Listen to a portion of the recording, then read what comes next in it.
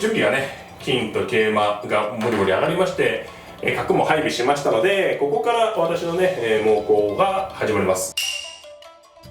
皆さんこんにちは。日本将棋連盟棋士七段の村中修司です。今回はですね、将棋王座指しました対局の解説編をお届けいたします。今回の戦型は相矢倉に進みました。中盤のね、ねじり合いや矢倉ならではの攻防を大盤を使ってじっくり解説していきます。ぜひぜひ最後までごゆっくりお楽しみください。はい、ではね、早速対局の方を振り返っていきたいと思います。本局私の先手番で7六歩、8四歩、6八銀、3四歩、7七銀と、7六歩にね、相手から8四歩出したので、私の方は6八銀からね、矢倉を目指していきました。6二銀、5六歩に、そうですね、ここで7四歩という手が、一つね、近年ではね、多くなってきた指し方で、先手の指し方次第で7三銀から6四銀、あるいは7三桂から8五歩とついて6五桂というようなね、これは後手ばかり動かしてますけれども、急戦策をちらつかせたとかね、急戦策を匂わせるような手ですね、7四歩ね。それに対して私は2六歩とつきました。これは7四歩にね、反応した手でね、この角を、急戦策、先ほどの銀を出たり桂馬を飛んだりは、この角を生かした攻めになりますので、この手でね、後手が、実戦のように4二銀、2五歩、3三銀とね、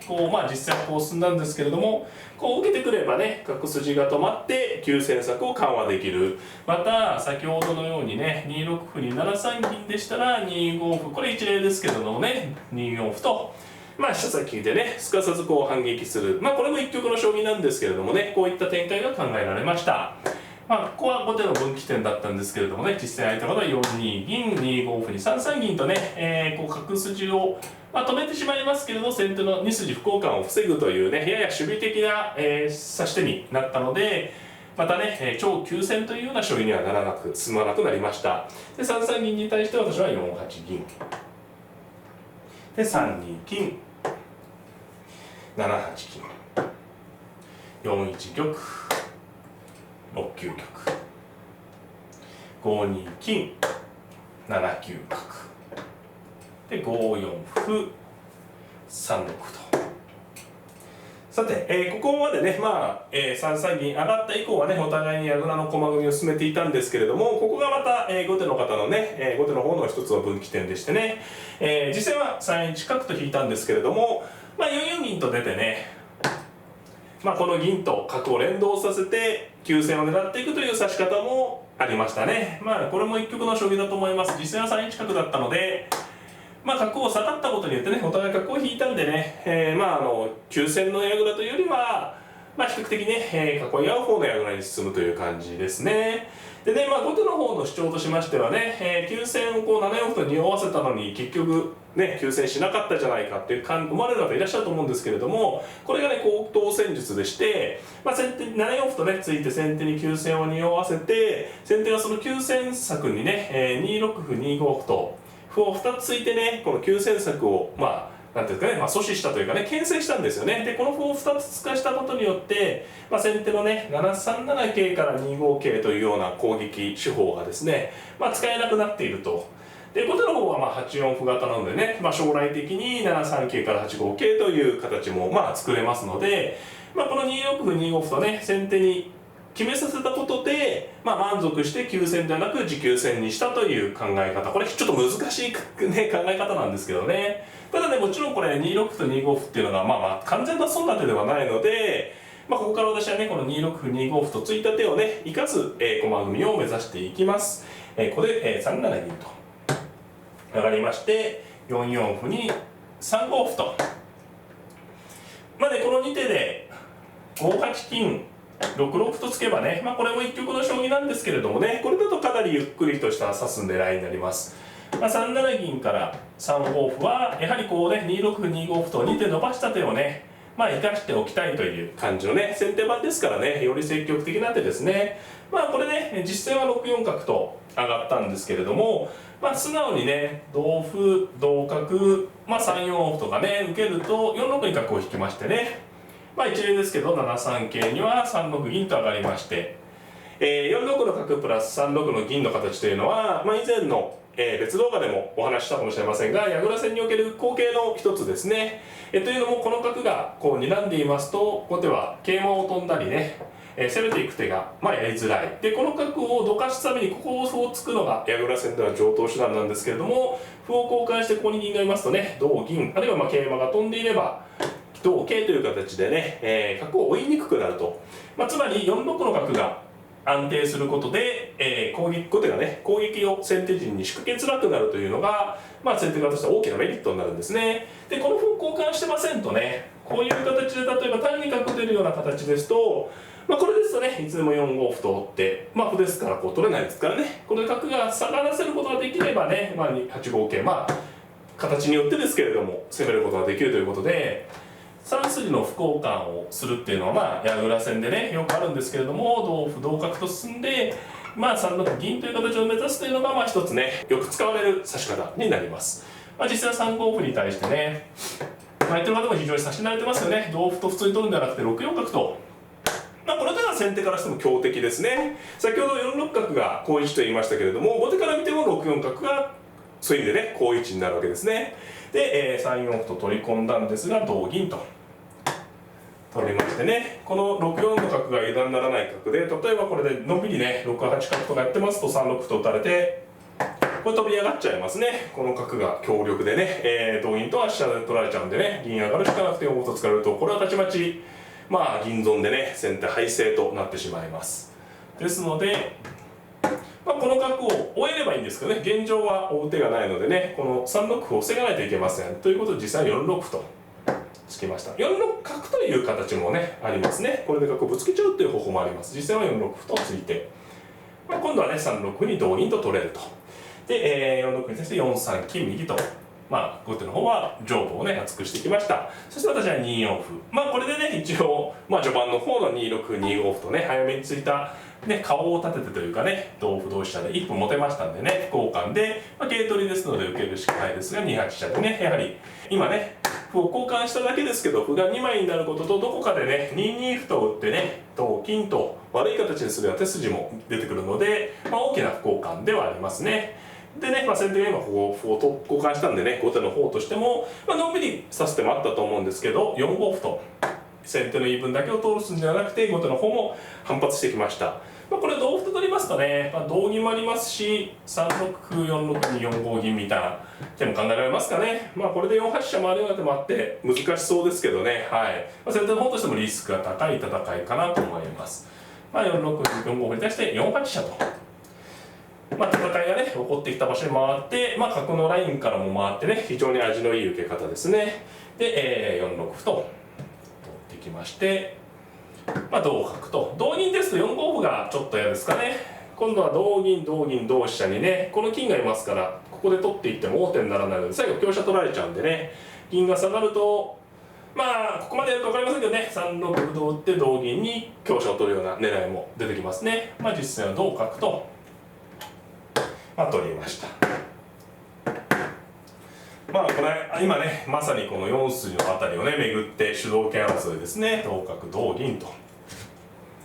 さあここで、後手は同角同銀に5三銀と。これね、実戦の時も言ってたんですけど、これ指しておきたい手ですね。飛車の抜きを通しつつ4筋の地点を厚くして、で私の方も7九玉、これもねひょっときたやはり例えばね4五銀とか出てっちゃうと同銀同飛車に3六角という王手飛車取りがありますからね、玉を寄って一回固めておきます。そこで後手の歩は4五歩と。同銀ですと5七角の、王手飛車取りがありますのでね、ここは先手としても5七銀と、辛抱しました。そして後手は2七角、この角打ちがね、どうだったか、4四銀と上がっとくような感じでもねいい勝負だったと思います。これで先手8八玉ぐらいでね3一玉、いい勝負でしょうね。これね、後手もね非常に手厚い形、ただ先手も角と歩3枚持ってますからね、これからの勝負かなという感じですね。実戦はね、2七角と。馬を作ってねよりなんていうんですかね、手厚い形を目指したんですけどね、実際8八玉と入って3六角成に5八金と、馬馬は作られたんですけどね、実戦の3一玉に、4七金とね、この馬に対してね、馬を目標にこう金銀を上げていく手が出てますので、先ほどの4四銀上がったところとどっちがいいかは難しかったですね。でここでですね、2六馬と言ったんですけど、3五馬の方が良かったでしょうね。3五馬ですと馬が消えないので、先手としては多分4六歩と打ってね、ゴリゴリこう同歩なら同金あるいは同銀でね、ゴリゴリこの馬を狙っていくような将棋になったと思うんですよね。これもね、先ほどとね馬はできてるんですけど、やっぱ金銀に近いんで後手も結構神経使う将棋だとは思うんですけどね。ただこちらの方が良かったと思います。実戦は2六馬と寄ったんですが、3七角と打ってね、これせっかく苦労して作った馬が消えてしまったので、ちょっと相手方3七角で打たれる手をうっかりされたかもしれないですね。これはしょうがないですね。同馬で取るしかなくて同桂。馬が消えたので、ここでね、先手もかなり手得しましたしね、ここからは私の方のペースになりましたがね、3三桂と、飛んだんですが、4六歩と打ってね、好調ですよね。同歩なら同金で、次3五歩ね、実際にそうですね、同歩同金に、3五歩とね、これ4五歩と打ってもね、3五歩と打てば攻めていけますので、3五歩とね、こちらを止めたんですけどね、金がニョキニョキ出てってね、感じがいいですね。で、6一角と。この角打ちが矢倉戦のね常套手段でね、特にこの銀立ち矢倉にはいいですね。この矢倉でもここに角打つ手で出てくるんですけど、銀がこう上がってますとね、よりこの遠くの銀まで狙って非常に受けにくいですね。6二飛車でしたら、角を成っておく手もありますけども、4三角成とバサッといってもねかなりのことですね。同金同銀どちらでも3五金と出て、飛車がね中途半端なので、これはちょっと受けるのが大変かなと思います。実戦はここでお返しとばかりにね、相手の方も6九角と、これは先手としても嫌な手ですね。いつでもこう切って玉が露出するような手を狙ってね、ただしここから、準備がね金と桂馬がもりもり上がりまして、角も配備しましたので、ここから私のね、猛攻が始まります。6八金と寄りましてね、1四角成となる場所ここしかないんですけれども、ここで3五金とね、これは痛快な一手ですね。4七歩と打てばね飛車止まりそうなんですけど、3四金と構わず取っていって、4八歩成に4三金と、これはね先手の攻めが早いでしょうね。金と銀持ってますので、ここで飛車1本でね5八と寄ってもこれがまだ遠いんでね、3二金同玉同飛車4三金という感じで先手が一手勝ちになりそうです。4七歩に歩が打てればねいいんですけれどもね、ちょっとそこで止められないのが後手としては痛くてね、3五金の大技がどうも決まったかなという感じですね。実戦は、3五金に対して同銀と取ったんですけどね、これ飛車でいく手もね有力でしたね。実戦は角でなりました。いずれにしろ先手ペースですね。4七歩には5三馬が王手銀取りになりますので、実際は同金同飛車成と。そうですね、これは後手の守備時にもね防御網を食い破って先手はっきり優勢ですね。実際4三金と4二金と打ったんですが、3四竜と引きましてね、金取りで、銀が逃げれば4三歩という手が厳しいですね。これは金が逃げれば打ち込むような感じで攻めが続いていきます。ですので実戦はね2四馬、これが最善の受けでしょうね。同竜同銀でね竜がいなくなって先手が不安に見えるんですけれども、3四歩という手がね2打なんですね。こうね歩を打ってね、ここに桂馬がいますからね、2五桂なら4五桂という跳ね違いがあります。実際は3九飛車と、反撃したのですが、4三三成となりまして、同銀に気持ちいいですね、4五桂。ここはもう先手はっきりペース、7九角一発ですね。玉用って何でもないのでね、ここで8五歩とねこの飛車を使って、これ本筋の一手なんですけど、次の手が実力決め手ですかね。2八角と打ちましてね、これが飛車の両取りになったんですよね。これはどっちか逃げたらどっちか取られちゃうんでね、実際7九角の勝負が来たんですけどね、7八玉6八角成同銀、この銀で取るのがね味のいい形で、7九金は同銀で取れますからね、実際は8六歩とこれで7九金と打って同金に飛車をなるような非常手段もあるんですけど、これには金を受けて取って再びこう角打つとね、また竜と飛車の両取りになるんでね、これは非常手段の受けもねちょっと効かないということで、実戦はここで8六歩とね、ついてきました。同歩でも安全勝ちですけれども、8二角成で私はもう勝負を決めに行きます。8七歩成同玉8九飛車成でね、これちょっと気持ち悪そうなんですけれどもね、8八金と受けましてね、9五桂の王手に9六玉と桂馬の上に王様を逃げましてね、銀があれば8七銀と打ちたいとこなんですけど、金になるんでね、一回9九竜と、竜が寄る手がね、出回るんですね。そして5一飛車、力をかなり貯めてましたからね、大駒角もありますし、ちょっと受けが効かないですね。実戦は4一歩と受けたんですけど、5三桂成と、シンプルに銀を取りましてね、で、後手は9四金と、これはもう最後の勝負手ですね。桂馬が手に入ると8四桂から8五香の詰めろを見せつつ、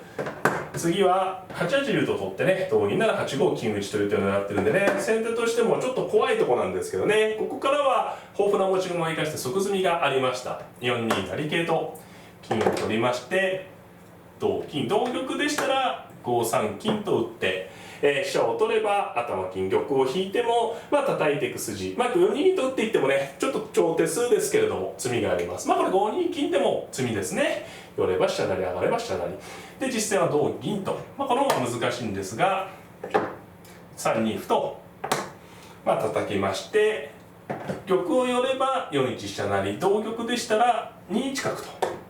打つ手がありまして、同玉には3二飛車成から金銀たくさんありますからね、詰みがありますし、王様を逃げればこれも複数詰みがあると思うんですけどね、4五桂と打っても詰みでしょうか。上がって飛車を成ってね、馬が最後引けるんでね、ちょっと本譜と似たような形で詰みがあります。実戦は3二歩に2二玉とね逃げたんですが、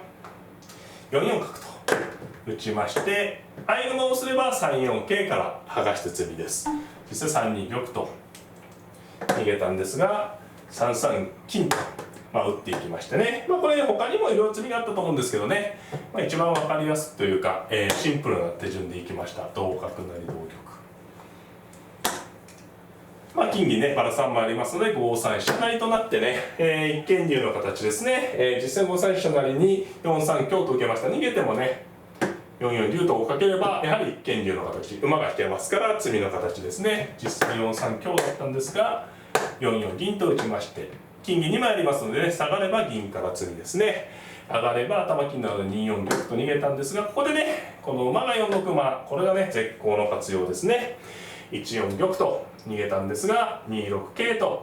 打ったところで相手の方のね投了となりました。最後はね王手の連続でね、桂馬で投了となったんですけれども、1五玉でしたら1六金、2五玉でもないですね。2五玉でも1六金、いずれにしろ、金を1六に打てばね詰みということで投了もやむを得ません。はい、いかがだったでしょうか。今回はですね将棋王座指しました対局の解説編をお届けいたしました。ご覧いただいた通り相矢倉の難しい将棋ではあったんですけれども、矢倉戦ならではの手筋がね、序盤中盤終盤にかけてね、たくさん出てきた、なかなかねいい将棋だったと思います。相手の方はねちょっと中盤で馬が消えてしまったのがちょっと痛かったと思うんですけれども、粘り強い指し方で最後の最後までね一手違いの勝負となりました。ぜひぜひね繰り返し見ていただいて皆様の対局の参考になればなと思っております。